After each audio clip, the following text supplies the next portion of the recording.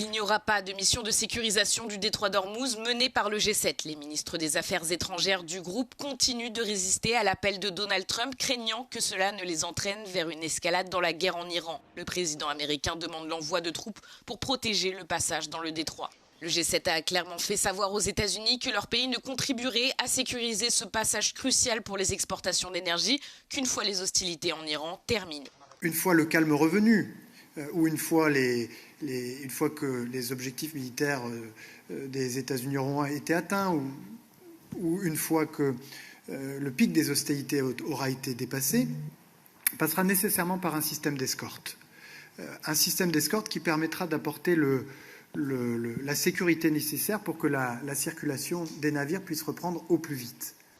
Le ministre français des Affaires étrangères, Jean-Noël Barrot, au nom des pays du G7, a également condamné la décision de l'Iran de fermer le détroit qui affecte des pays extérieurs au conflit. Trump a critiqué à plusieurs reprises les pays européens et ceux de l'OTAN pour avoir refusé de mettre en place une mission de sécurisation de la voie navigable. Selon le président américain, leur implication ne devrait pas être conditionnée à des négociations ou à un cessez-le-feu.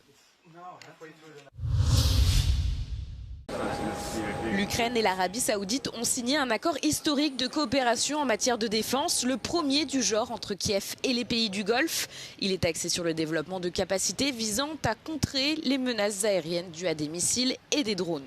Lors d'une visite à Jeddah, un mois après le début de la guerre avec l'Iran, le président Volodymyr Zelensky a déclaré que Kiev entendait renforcer son rôle international en tant que donateur de sécurité en partageant des technologies et une expertise éprouvée au combat. Tout en reconnaissant les capacités saoudiennes, Zelensky a souligné l'intérêt particulier de l'Ukraine pour les systèmes de défense aérienne destinés à contrer les missiles balistiques russes.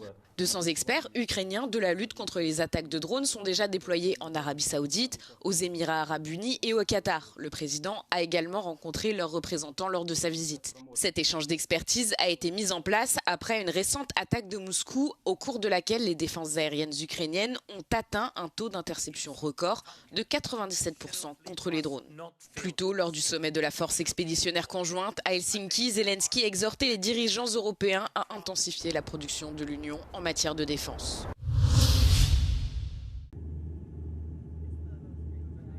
C'est l'une des conséquences indirectes de la guerre au Moyen-Orient, alors que le détroit d'Ormuz reste bloqué, entraînant une hausse des coûts de transport. Les chaînes d'approvisionnement humanitaire sont sous tension.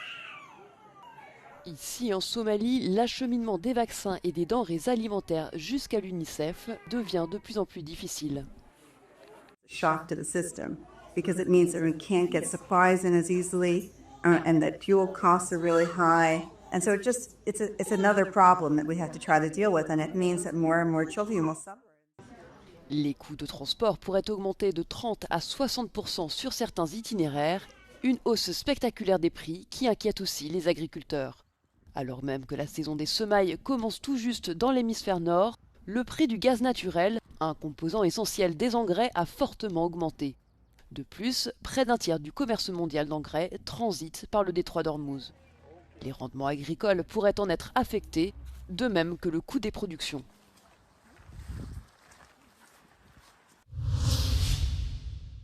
L'Autriche a annoncé son intention d'interdire l'utilisation des réseaux sociaux aux enfants de moins de 14 ans, devenant ainsi le dernier pays d'une liste grandissante d'États membres de l'UE qui envisage une interdiction nationale des réseaux sociaux pour les enfants. Was wir unseren Kindern im persönlichen Umgang, ganz persönlich gesprochen, nicht zumuten würden, sollen wir auch in der digitalen Welt nicht akzeptieren. Wir können weder die jungen Menschen noch ihre Eltern damit alleine lassen. Le gouvernement autrichien prévoit d'accompagner cette interdiction d'une initiative visant à renforcer l'enseignement dispensé dans les écoles sur l'utilisation des réseaux et la gestion de l'IA. Konzerne, die ausschließlich diese Profitinteressen bedienen und mit dem Wohlbefinden und damit mit der Zukunft, mit der Gesundheit unserer Kinder spielen, Klick um Klick, Like um Like, davor müssen wir unsere Kinder schützen.